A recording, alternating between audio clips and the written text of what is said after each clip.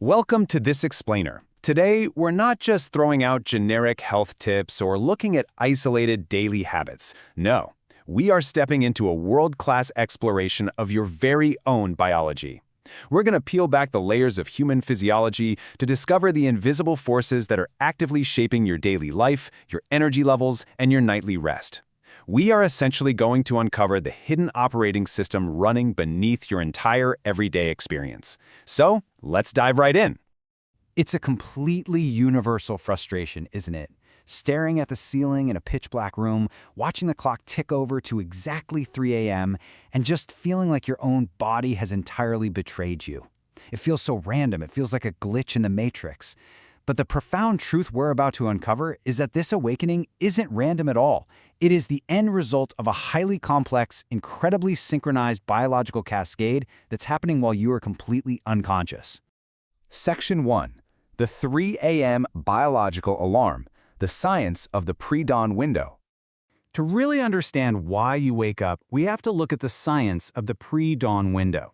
During these specific hours, your body goes through a massive neuroendocrine transition.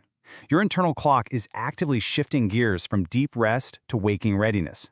At midnight, your cortisol, which we usually just call the stress hormone, but it's really your body's main waking engine, is at its absolute lowest point, its nadir. But right around 2 or 3 a.m., that cortisol naturally starts to rise to prep you for the day. Under normal, healthy conditions, this is a subtle, almost invisible shift. But if you're carrying chronic daytime stress, your nervous system is on high alert. So that natural, subtle rise in cortisol, it becomes premature and totally exaggerated. Your body essentially takes what should be a gentle nudge and turns it into a blaring internal fire alarm. But cortisol is only half the story here, because the actual architecture of your sleep is surprisingly fragile. See, the first half of the night is dominated by deep, slow-wave sleep. You are practically in metabolic hibernation with a really high arousal threshold, meaning it takes a lot of outside noise or movement to wake you up.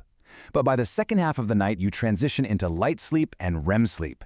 Suddenly, your brain is highly active, your autonomic nervous system gets a bit unstable, and your arousal threshold drops significantly. You become incredibly vulnerable to waking up from the slightest disturbance. So the absolutely crucial takeaway here is this. Your 3 a.m. wake-up is a perfect storm.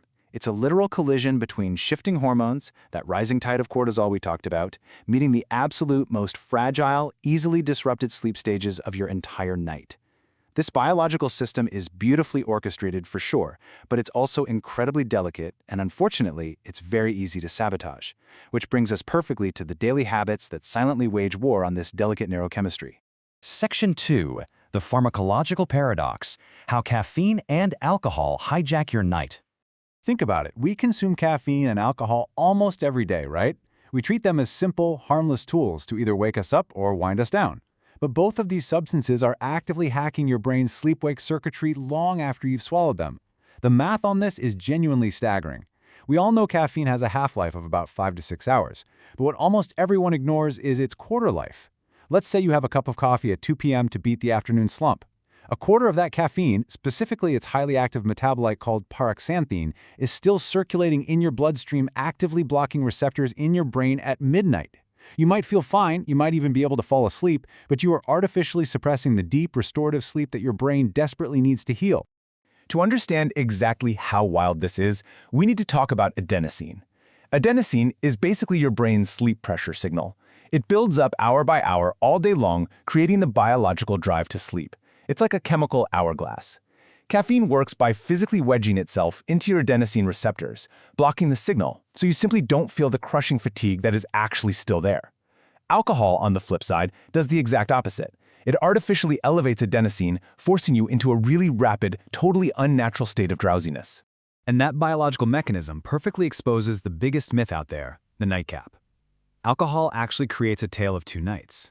In the first half, it acts as a heavy sedative by massively spiking GABA, which is your brain's primary inhibitory chemical. You pass out quickly, sure, and your REM sleep is entirely suppressed. But as your liver clears that alcohol from your system, which conveniently happens right around 3 a.m., your brain experiences a violent biological whiplash. Excitatory glutamate surges back, adrenaline spikes, and you are literally jolted awake into fragmented, restless sleep. You didn't actually rest.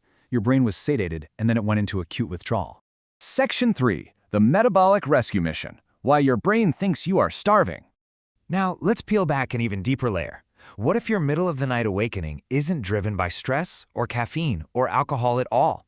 What if it's actually a metabolic emergency that feels exactly like a panic attack? Welcome to nocturnal hypoglycemia. Your brain is a massive energy consumer, and it requires a constant, steady supply of glucose.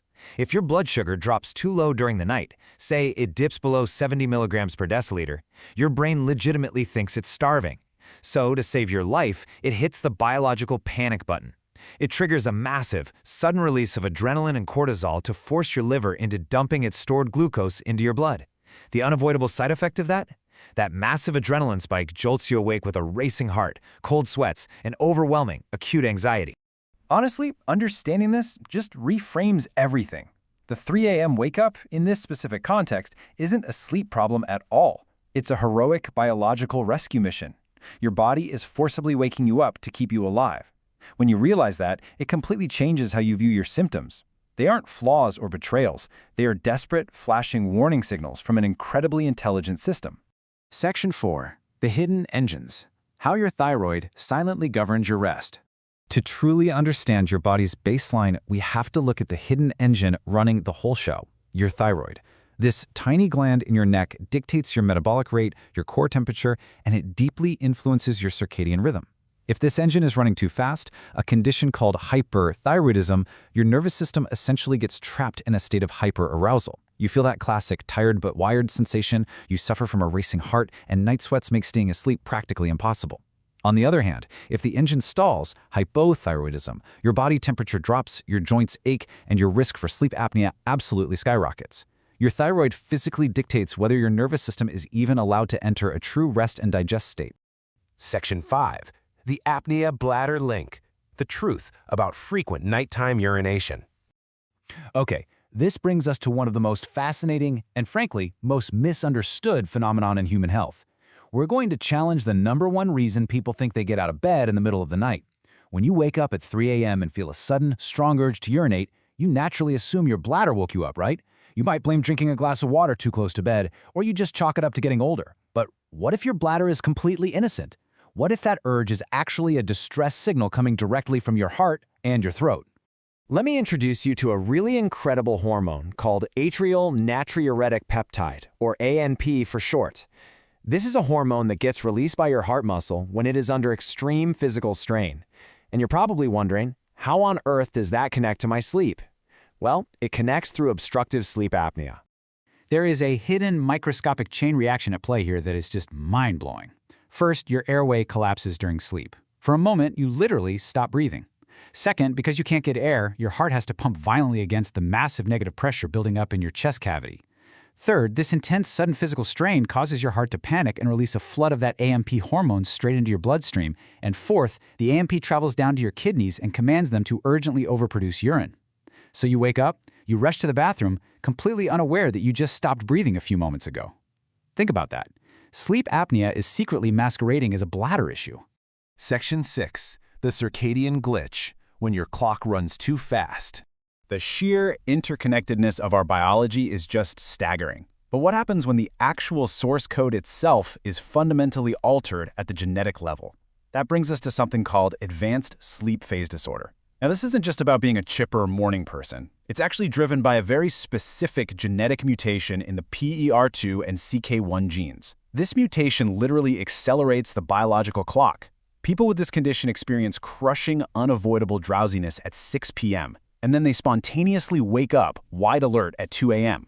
It proves just how deeply hardwired our circadian rhythms truly are. And it's a powerful reminder that sometimes our most frustrating sleep struggles are written directly into our DNA. Section 7. The Interconnected System. Redefining how we view our health. We've journeyed through sleep architecture, neurochemistry, metabolism, endocrinology, and even genetics today. And all of these layers lead us to one profound, undeniable realization. Health is absolutely not a collection of isolated habits. You cannot treat a sleep problem by only looking at sleep, just like you can't treat a bladder problem by only looking at the bladder. Your body is one deeply, intimately interconnected system. How you manage your daily stress directly influences your cortisol influences your sleep architecture, your airway influences your heart influences your kidneys. True healing requires understanding the whole machine. So, as we close out this explainer, I want to leave you with this thought. Now that you can clearly see the invisible biological forces running just beneath the surface of your life, now that you truly understand the hidden operating system, what invisible choices are you going to make today to shape the biology of your tomorrow? Because every single tiny decision you make regarding light exposure, movement, stress, and the timing of your habits permanently alters your future health trajectory. Thank you so much for joining me on this incredible journey of discovery.